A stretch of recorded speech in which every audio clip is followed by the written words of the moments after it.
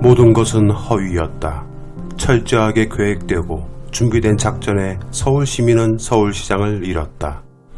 저들은 민주 세력을 와해시키고 침몰시킬 수 있는 가장 확실한 방법으로 미투를 이용해왔다. 그렇게 많은 진보 인사들이 하나씩 무너졌기 때문이다.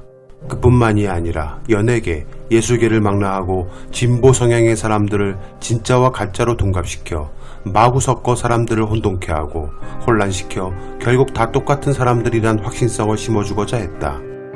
물론 일부 문제가 된 사람들이 있던 것도 사실이다. 그 안에 가짜를 뒤섞여 놓으면 사람들은 진실과 거짓을 구별하지 못한다. 가해자로 낚인 찍힌 사람은 결백을 밝히는 과정에 겪어야 할 치욕에는 사람들은 관심이 없기 때문이다. 나는 그런 행위를 하지 않았다라고 밝힐 수 있는 유일한 방법은 법으로 해결하는 수밖에 없으나 그 지리멸렬한 과정 속에 낙인 찍혀 사람들의 조리돌림을 당하며 버티고 인내할 사람이 얼마나 될까? 결국 가족과 주변 사람들로부터 인격적으로 파탄되고 무엇보다 가장 결정적인 요인은 자신이 가장 믿고 신망했던 조직원들에게 자신을 가장 존경한다고 입버릇처럼 말해왔던 비서에게 당한 충격은 상상을 초월하는 충격이었다. 박원순 시장은 그런 사람이었다. 아주 작은 티끌 같은 자잘못에도 누군가 상처받거나 오해로 인해 자신이 음해들 때면 밤새 한숨 주무시지 못하고 우셨더란 사람, 그런 사람이었다. 그런 성정의 사람에게 조직과 평생을 함께 여성운동을 해온 동지들의 배신은 자신이 살아온 삶을 송두리째 부정하는 것이었다. 더 이상 살아야 할 이유조차 찾을 수 없는, 그렇게 박 시장은 저들에 의해 죽음으로 내몰린 것이다.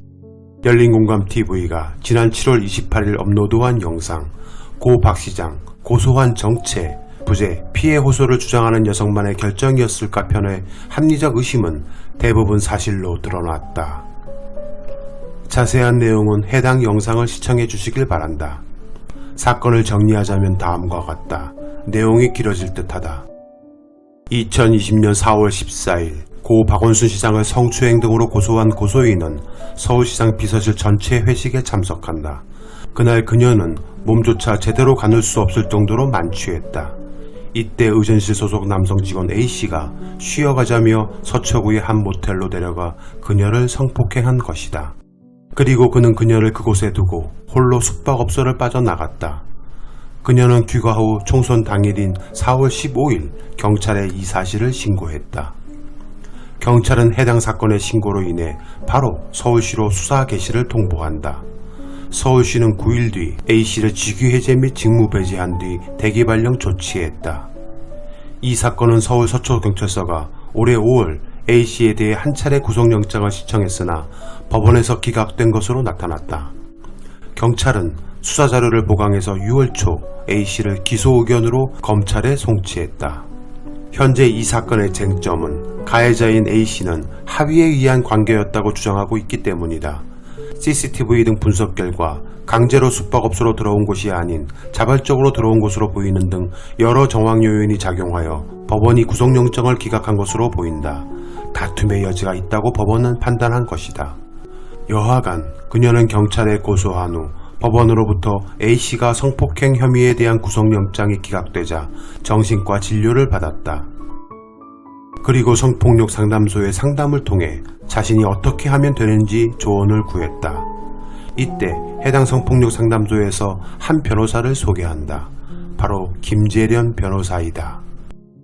2020년 5월 12일 그녀는 김재련 변호사와 첫 만남을 가진다. 그 자리에서 사건에 대한 자초지종과 현재 사건 진행 상황을 이야기한다. 김재련은 해당 사건보다 다른 곳에 관심이 있었다. 그녀는 그동안 정치로 입문하고자 다양한 커리어를 쌓아왔었고 특히 2013년 박근혜 정부에 의해 여성가족부 권익증진국 국장에 임명되어 활동하고 급기야 2016년 여성가족부소관 재단법인 화해치유재단 이사로 발탁되는 등 보수 성향 사람들과의 친분 및 교류가 많았다. 그러나 문재인 정부 들어 그녀는 모든 공직으로부터 멀어졌다. 특히 남편인 유재웅 YTN 전 기획조정실장이 박근혜 정부 옹호와 이건희 삼성그룹 회장의 성매매 제보를 덮는 등의 행위들로 YTN에서 쫓겨난 것에 대한 앙심이 깊었다. 김재련은 여러 경로를 통해 해당 사건을 전혀 엉뚱한 방향으로 목표를 바꾸려 한 것으로 보인다. 김재련이 피해 여성과 5월 12일에 만나 두 번째 만남을 가질 때까지 약 14일 동안 도대체 누구들을 만났을까? 그것은 여러분의 상상에 맡기겠다. 여하간 둘은 다시 5월 26일 두 번째 만남을 가진다. 이날 김재련은 그녀를 설득했다. 본 사안을 제대로 사람들의 이목을 집중시키려면 박 시장을 끌어들여야 한다라 설득한 것으로 보인다. 그녀는 매우 혼란했을 것이다. 평소 가장 존경했던 상사였는데 갑자기 그를 고소한다는 것이 마뜩치 않았기 때문이다. 문제는 그녀의 엄마였다. 소위 극우 보수 기독교들로 알려진 교회에 다니고 있는 그녀의 엄마가 적극 사건을 키워야 한다고 판단한 듯하다. 정신과 치료를 받고 있고 한번 법원으로부터 가해자인 A씨가 불구속되는 등 여러 답답한 상황에 처해져 이대로 사건이 묻히거나 잊혀질까 두려웠던 그녀는 김재련과 엄마의 설득에 넘어간 것으로 보인다. 다음날 5월 27일부터 김재련은 법적 고소에 대한 법률 검토에 착수한다. 그녀는 아주 작은 티끌 같은 박 시장의 실수조차 모두 깨알같이 고소장에 담았다. 그리고 기억조차 불분명한 고소인의 말들을 전문가의 솜씨로 다듬고 만들어냈다. 이미 오세훈 전 서울시장 때 집무실 내 없애버린 침실을 다시 부활시켰다. 박 시장은 따로 침실이 없으며 시장실 내 한 구석에 있는 소위 라꾸라꾸 침대가 전부였다. 그것을 침실로 미화시켰다. 하지만 언론들은 그런 것은 개의치 않고 박 시장이 시장에 당선된 후 시장실을 처음 방문해 오세훈 전 시장 침대에 잠시 앉아보았던 사진을 교묘하게 대서특필하는 재료로 쓰이게 만들었다. 또한 박 시장이 마라톤을 할 때 여비서가 함께 와야 기록이 좋다며 주말에 동원시켰다란 말까지 만들어냈다. 해당 트레이너의 말에 의하면 이 같은 주장은 사실이 아님이 드러났다. 가장 결정적인 증거인 텔레그램 비밀방의 음란 사진이란 것은 박 시장과 친분이 있는 사람이거나 혹은 페이스북 친구라 할지라도 누구나 흔히 봐왔던 박 시장의 런닝셔츠 차림이었다. 더위를 나는 이렇게 이긴다라고 표현하면서 보낸 부채를 들고 있는 모습이었던 것이다. 그것을 음란 사진으로 둔갑시켰던 것이다. 그리고 약 1개월가량 다양한 사람들을 만난다. 누굴 만나고 어떤 이야기들을 나누었을까? 그리고 사건을 엄청난 이슈로 만들기 위해 어떤 조언들을 들었을까? 또한 무엇을 주고 무엇을 얻으려 했을까? 여러가지 다양한 합리적 의심이 드는 기간인 듯 싶다. 사건을 터뜨리기 위해 준비해온 김재련은 짜여진 각본에 따라 우선 검찰을 끌어들이기로 한다. 검찰이 바로 해당 사건에 끼어 들어오는 것이 가장 그림이 좋기 때문이었을 것이다.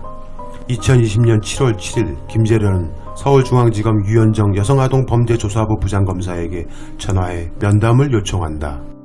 박원순 시장을 여비서 성추행 혐의로 고소할 건데 검찰이 나서야 한다라 한 것이다. 7월 8일 면담 일정까지 예정됐으나 만남은 취소된다. 유 부장검사는 정식 고소장 접수 전 사건 관계인 변호사와의 만남은 부적절하다고 판단한 것으로 추정된다. 검찰을 끌어들이는 것이 쉽지 않다고 판단한 김재련은 다음날 7월 8일 서울지방경찰청에 박원순 시장을 위력에 의한 성추행 혐의로 고소장을 접수한 후 고소인과 함께 다음날 7월 9일 새벽 1시경까지 고소인 조사를 받는다.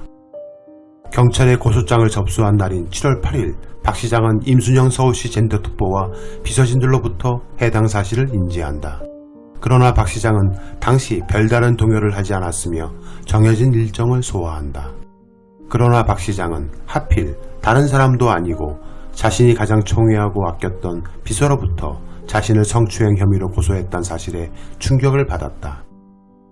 결정적인 것은 박 시장은 자신과 평생을 여성인권 운동을 해온 단체 및 동지들 중 일부가 이 사건에 합류하여 박 시장을 겨냥하고 있다는 소식들을 연이어 전달받게 된다. 특히 참여연대 시절부터 여성인권 신장과 성폭력 예방에 오랜 세월 함께해온 정말 동지 중의 동지였던 이미경 한국성폭력상담소 소장까지 합류하여 자신을 겨냥한다는 소식에는 너무도 큰 모멸감과 배신감이 밀려들었다. 박 시장의 성향은 아주 작은 것이라도 상대가 오해할 만한 행위를 해서 상대로부터 안 좋은 소리를 들으면 밤새 울면서 자신의 억울함과 미안함에 어쩔 줄 몰라 하던 그런 성향의 소유자였다. 그런 그에게 그들 동지와 조직에 대한 배신감은 너무도 치욕이며 우리가 상상하는 것 이상 충격이었다.